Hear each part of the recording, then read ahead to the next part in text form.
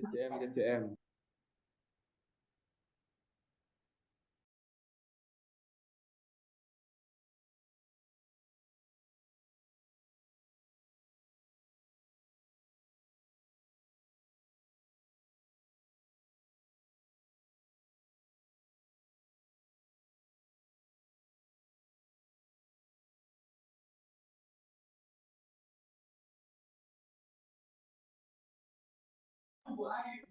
Oke, Assalamualaikum warahmatullahi wabarakatuh. Sebelumnya silakan absen dulu. Kita mulai 8 menit lagi. Silakan absen dulu.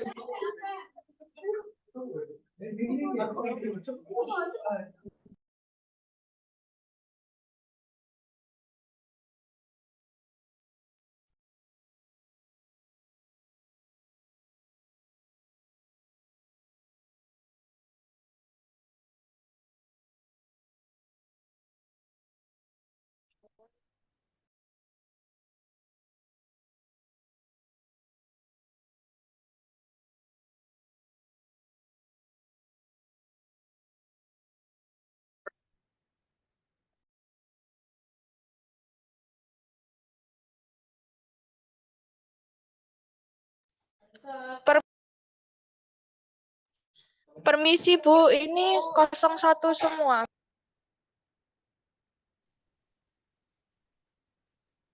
Oke, bentar. 02-nya.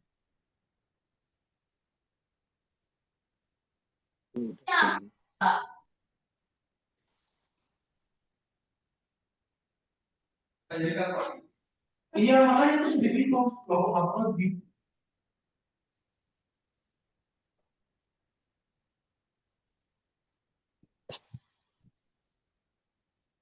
Apakah prodi aja ya? Silakan. Sudah 02 satunya. Silakan. Duh, jadi gini.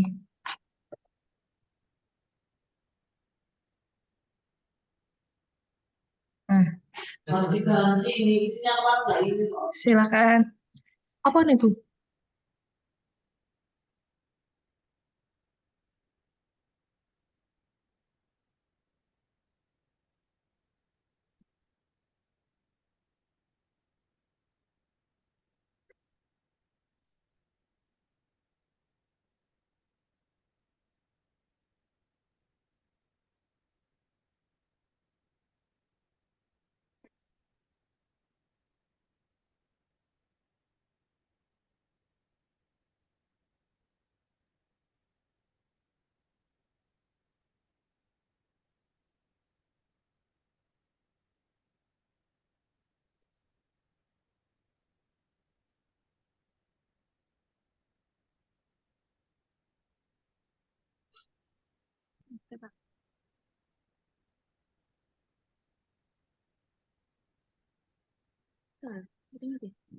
Salah kelas.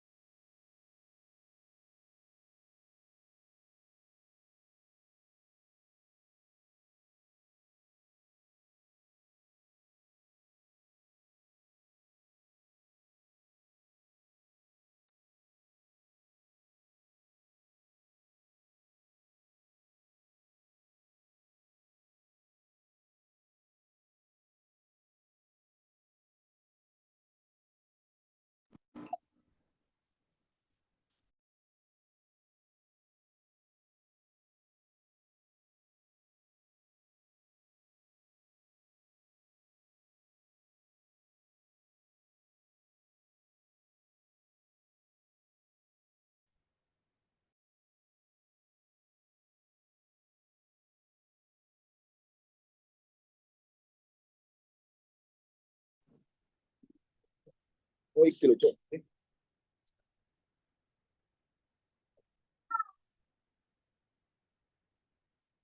Timeline. Halo.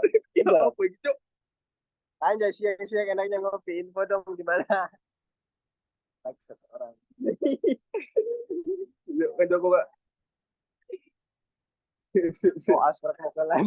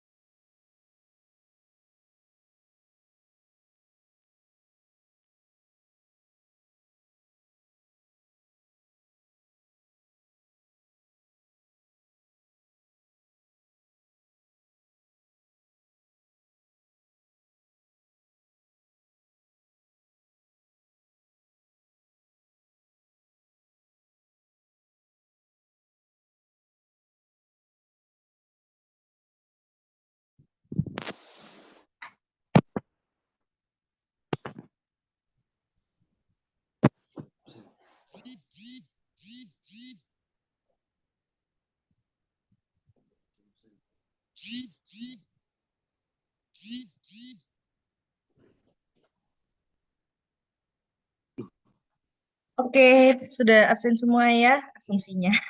Jadi kita langsung mulai aja kelasnya. Satu. Oh, tempelnya ternyata beda.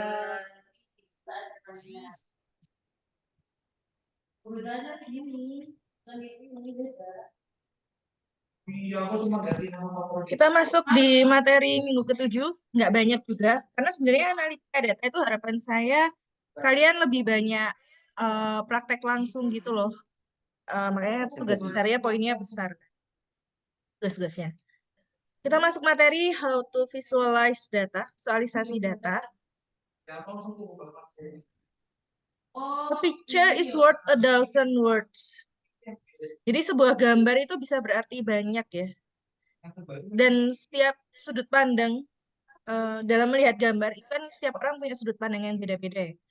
Nah, itu juga bisa mentranslasikan hal yang berbeda juga dari gambar yang sama. Kayak misal ada sebuah lukisan itu.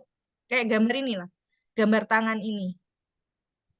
Si A bilang itu orang lagi ini, fotonya orang habis konser, lagi konser. Tangannya di atas semua kan. Oi. Ada juga yang bilang itu demo. Ada juga yang bilang itu kayak tetesan hujan dan lain sebagainya. Jadi satu gambar ini aja itu bisa ditranslasikan di banyak makna. Oke. Dengan kalau kita bicara data, sebenarnya ada apa aja sih di data itu yang bisa divisualisasikan? Pertama, kita bisa memvisualisasikan data dalam bentuk chart. Chart apa grafik-grafik. Bisa bar chart, line chart, scatter plot. Mungkin kalian udah paham banget lah bentuk-bentuk grafik. Di statistik juga udah pernah diajarin cara bikin grafik dan lain sebagainya. Kayak gini nih, scatter plot. Bentar. Ini scatter plot. Ini line chart. Ini bar chart, dan lain sebagainya. Ini adalah bentuk-bentuk dari visualisasi data. Karena kalau kayak scatter plot ya, ini hubungan antara X dan Y. Ada 2000 data, 2000 garis Excel, sumbu X, sumbu Y. Apa kalian nggak pusing? Makanya enak digambarkan dalam bentuk seperti ini, grafik-grafik seperti ini. Kan pusing juga ya, harus ngeliatin angka-angka sebanyak itu. Ada juga distribution chart. Itu ada box plot, ada histogram.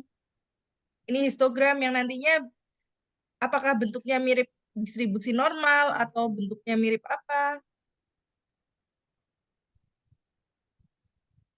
Kalau kayak gini, nah ini kan bentuknya nggak kayak distribusi normal, tapi kayak distribusi chi-square. Tapi kalau misalnya ini rata-ratanya di sini, kan bisa mirip distribusi normal, dan lain sebagainya. Kayak gitulah intinya. Nah, atau box plot. Box plot ini kan ini Q2, ini Q1, ini Q3. Terus nanti di sini mungkin ada outlier-outlier. Buat cek outlier, waktu statistik udah pernah diajarin juga. Lalu ada juga bentuk lainnya, yaitu heat maps. Heat maps ini fungsinya visualisasi, korelasi, dan missing value. A heat map chart is a graphical display of numerical data where color is used to denote values. Jadi jumlahnya itu dilihat dari warnanya. Pada konteks machine learning, heat maps sangat berguna untuk dua tujuan. Yang pertama untuk visualisasi korelasi, tabel korelasi, dan yang kedua untuk visualisasi missing value. In both cases, the information is conveyed in a two-dimensional table. Correlation table for P attributes has P rows and P columns. A data table contains P columns and R rows observation. Ini bentuk heat maps ya. Nah, jadi misalnya ini yang korelasinya 1. Biasanya ada peta korelasi gitu ya. Ini yang merah-merah ini yang korelasinya 1. Yang kuning, yang agak-agak oranye ini misal korelasinya 0,8 sampai 1. Terus yang oranye ya. Terus yang kuning itu korelasi berapa sampai yang biru-biru ini yang 0. Gitu misal. Nah, kalau kalian main Google Analytics ya, kalau mungkin kalian pernah main digital marketing, masang iklan di Google, itu di Google Analytics itu ada apa namanya? Heat map juga. Ini sumbunya itu hari, ini jam. Jadi nanti yang viewers sorry, bukan viewers. Pengunjung di website, di sebuah website, itu frekuensinya dihitung dari heat maps gitu. Digambarkan di heat maps frekuensinya. Jadi makin tua, misal di hari Senin jam 10 malam itu biru tua. Di hari Senin jam 6 pagi itu biru muda. Nah, berarti viewer website yang paling dikit itu di hari Senin jam 6 pagi. Sedangkan di hari Senin jam 10 malam tuh yang paling banyak. Gitu. Coba nanti saya bukakan Google Analytics kalau masih bisa ya. Nah, terus habis itu ada juga visualisasi multidimensional. Terkadang basic chart can convey richer information with features such as color, size, and multiple panels, and by enabling operations such as rescaling, aggregation, and interactivity. Nah, jadi dimensinya itu nggak cuma satu. Kadang kayak misal kita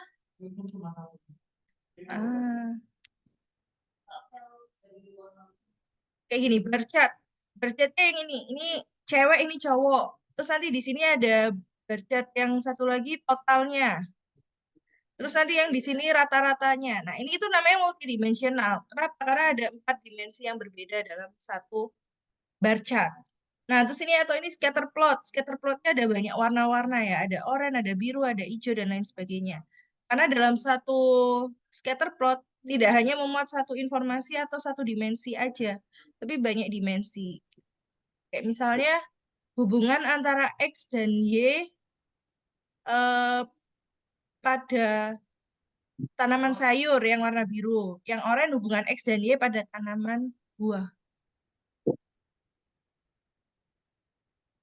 Oh, 36.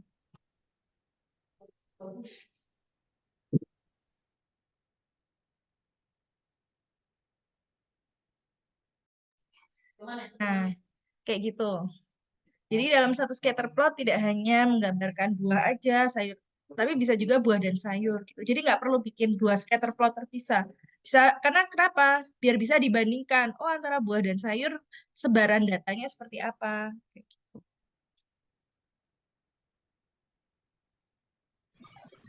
Nah, manipulasi. Kita bicara manipulasi. Manipulasi itu bukan berarti kita berbohong ya. Terkadang data kita itu kita sederhanakan. Jadi kalau bicara analitika data, memanipulasi data itu bukan kita bikin data epo-epo atau data bohongan atau kita apakan data kita, bukan. Tapi kita berusaha menyederhanakan data. Ada beberapa cara untuk manipulasi atau penyederhanaan data. Yang pertama dari scaling. Rescaling itu changing merubah skalanya. Jadi misalnya salah satu bentuk rescaling itu kayak awalnya cewek cowok. Nah, terus di rescaling biar bisa dihitung pakai regresi logit, cewek itu 0, cowok 1. Nah, itu bagian dari manipulasi sebenarnya. Jadi kalau dalam analitika data, manipulasi itu konotasinya bukan konotasi jelek ya, tapi menyederhanakan agar bisa diolah si datanya. Misal ya tadi di apa ya, di rescaling dari skala nominal diubah ke kuantifikasi. Bisa juga merubah satuan. Kalau misalnya pakai milimeter, satuan milimeter, jarak pakai satuan milimeter tuh jadinya gede angkanya, 1000 milimeter. Daripada kita pakai 1000 milimeter, kayak ribet banget ya, 1000 ngitungnya nanti mungkin panjang dan lain sebagainya, nolnya banyak. Nah, kita sederhanakan, satuannya diubah jadi meter. Kan 1000 milimeter sama dengan 1 meter. Jadi bukan kita mengubah data kita, tapi menyederhanakan data kita. Lalu yang kedua adalah mengagregatkan dan hierarki. Kadang data yang terlalu banyak itu bisa kita kelompokkan terus kita agregatkan sehingga jumlahnya tidak sebanyak itu. Menyederhanakan kita dalam mengolah data juga. Lalu filtering. Nah, filtering artinya kita meremove beberapa observasi dari visualisasi, terutama yang sifatnya noise, kayak outlier. Ya, difilter hanya data-data yang non-outlier atau data-data yang terfilter aja yang bisa kita pakai. Yang ketiga ada zooming and panning. Nah, kalau kalian Google Maps itu bagian dari visualisasi data loh sebenarnya. Ketika kalian buka Google Maps, kita bisa di zoom in, zoom out ya. Bahkan sampai di titik kalau di zoom in itu bisa sampai keluar Google satelit gitu loh, penampakannya. Nah, itu bentuk dari visualisasi data. Bisa di zoom out juga, dikecil-kecilin. Jadi kalau sebuah data, misal di zoom in, misal data awalnya itu resume bulanan per bulan. Kalau di zoom in itu nanti keluar resume hariannya, data produksi harian, kayak gitu. Itu zooming and panning. Berikutnya, scaling up to large dataset. When the numbers of observation is large, banyak banget, charts that display its individual observation can be ineffective. Aside from using aggregate charts such as box plots and some alternative.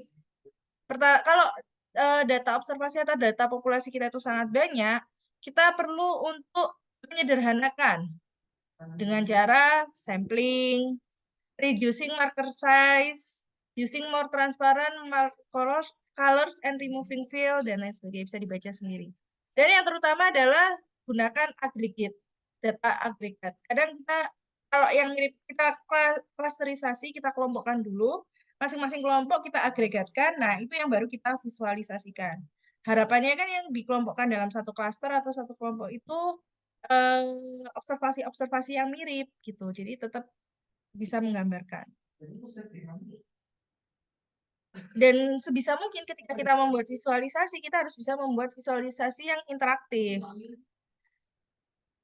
yang mudah dirubah, rapid, reversible, lalu mudah dikombinasikan dan di-display dalam single screen, dan lain sebagainya, bisa dibaca sendiri. Nah, salah satu alatnya, salah satu toolsnya adalah Google Data Studio. Cuman nggak saya jelaskan di sini, silahkan kalian coba sendiri Google Data Studio-nya ya.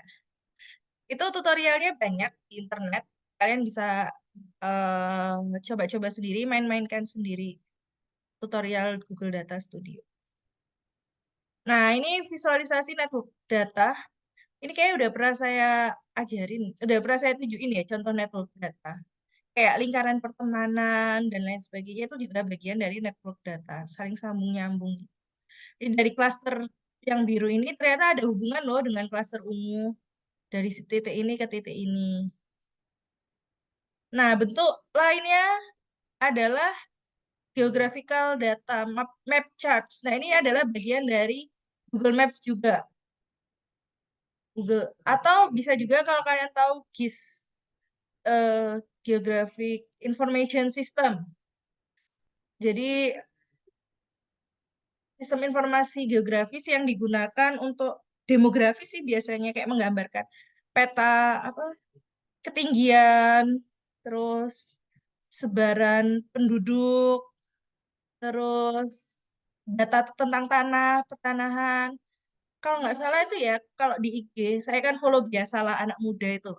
Nah, dia pernah nunjukin gitu peta harga tanah. Website, isinya itu peta harga tanah gitu. Nah, itu bentuk dari geographical data.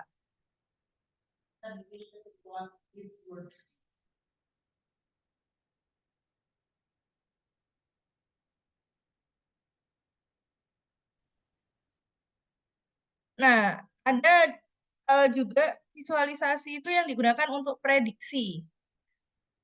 Plot target attribute on the axis of box plot, bar chart, and scatter plot. Nah, contohnya itu kayak kita misalnya regresi. Regresi kan datanya bentuknya gini ya. Nah, dari data titik-titik ini ketemu trennya kayak gini. Nah, ini kan nantinya bisa dipakai buat memprediksi data berikutnya di masa depan kira-kira seperti apa. Ada juga visualisasi yang digunakan untuk klasifikasi. Ini biasanya box plot, histogram, bar chart. Tadi udah ditunjukkan di depan ya. Jadi kayak klasifikasi cewek cowok, klasifikasi apa namanya usia dan lain sebagainya. Time series forecasting ini bagian dari regresi juga, prediction visualization. Nah, udah sih materinya itu aja saya sampaikan singkat. Dari data yang sudah kalian kumpulkan untuk storyboard kalian, buatlah infografis dan dashboard menggunakan Google Data Studio yang menggambarkan data-data kalian. Jadi saya nggak mau banyak-banyak materi, biar kalian bisa langsung ngerjain tugasnya sebelum Lebaran. Gitu. THR, tugas hari raya. Iya, katanya Bu Silvi THR, tugas hari raya. Ada THR-nya juga kelas Bu Silvi. Ada dong. Oh, semua dosen ada tugas hari rayanya. THR gue. Oh, tak kira THR tugas hari raya. Nah, gitu. Saya coba carikan bentar. Analitik ya. Contohnya tadi yang heat map.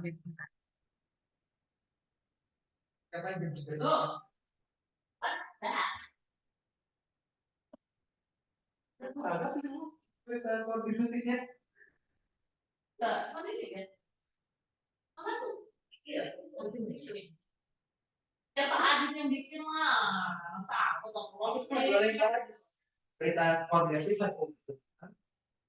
Berita apa? Sama surat pernyataan. Wait, kalau wait. Ini kesampur-sampur, tapi ini tak bawa dulu. Takut jatuh. Bentar. Takut jatuh soalnya. Dosen K3 ini harus paham. Kayaknya. Dosen K3. Ngomongnya kali itu mau tak kabur. Wes. Kabur istilah. Kenapa? Usia itu kepada sawah. Oke, kita jadi ke sana. Ini tak kasih.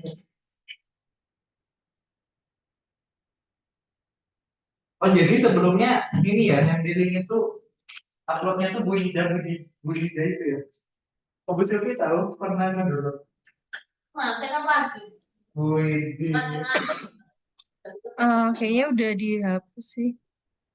Sayang sekali contohnya di Google Analytics udah dihapus. Itu sih.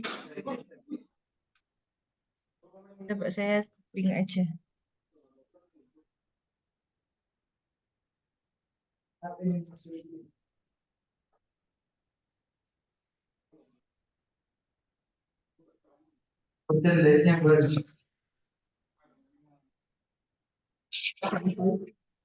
Nah, ini.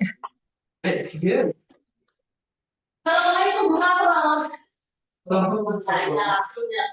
Nah, ini kayak gini, kurang lebih. Jadi misal sumbu X-nya itu open image. Nah, misal sumbu X-nya itu hari, Senin, Selasa, Rabu, Kamis, Jumat, Sabtu, Minggu. Sumbu Y-nya itu jam. Misal ini jam 7 sampai jam 8 sampai jam 10 sampai jam 12 sampai 2, dan seterusnya ke atas. Nah, makin tua, itu jumlah visitor websitenya makin banyak. Sedangkan yang makin muda, makin kayak transparan ini, jumlah visitor webnya itu makin sedikit. Ini juga bagian contoh dari heatmap. Jadi nanti akan ketahuan, oh visitor website ini itu paling banyak itu di hari Jumat pagi. Maka kita pasang konten-konten yang menarik di hari Jumat pagi. Itu salah satu kegunaan dari heat map tadi. Gitu. Bu, hari raya kalau kepikiran tugas nanti nggak fokus sama hari raya gimana, Bu? Nah, ini kan belum hari raya. Ini masih ada kelasnya kan 2 jam toh, karena 2 SKS. Masih ada 1,5 jam ya. Kalian bisa diskusi pembagian tugasnya nanti seperti apa. Gitu. Ada pertanyaan?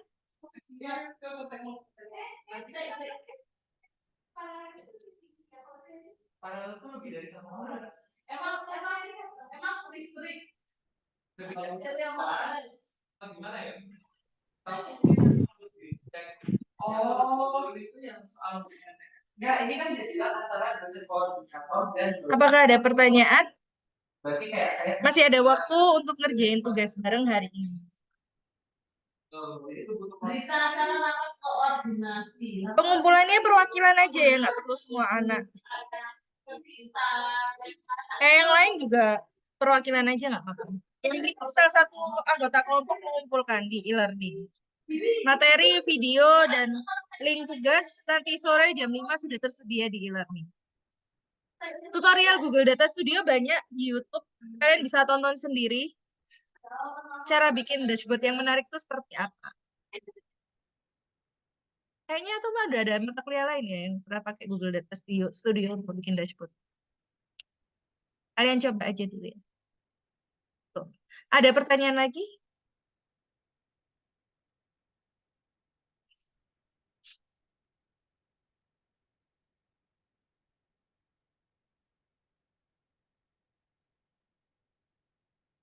Oke, kalau nggak ada pertanyaan, sampai ketemu setelah Lebaran. Saya mengucapkan selamat Hari Raya Idul Fitri. Mohon maaf lahir dan batin. Semoga setelah Lebaran nanti kita bisa terlahir kembali menjadi manusia yang lebih baik dan kita bisa mengambil banyak hikmah selama bulan Ramadan ini. Terima kasih, sampai ketemu. Assalamualaikum warahmatullahi wabarakatuh. Waalaikumsalam.